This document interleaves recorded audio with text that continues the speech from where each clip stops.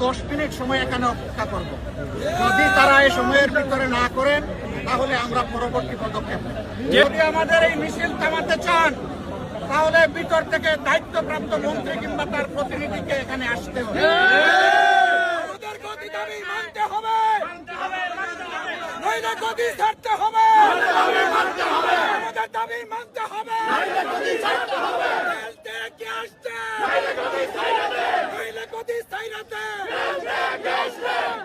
জনগণের পক্ষ থেকে দাবিগুলো তাদের হাতে তুলে দিয়ে আমরা তাদেরকে সুযোগ দিতে চাই, জনগণের দাবি মেনে নিয়ে তারা যেন কাজ করেন। তারা যদি কাজ করতে সফল হন আমরা তাদেরকে ধন্যবাদ দেব, কিন্তু যদি ব্যর্থ হন আমরা বসে থাকবো।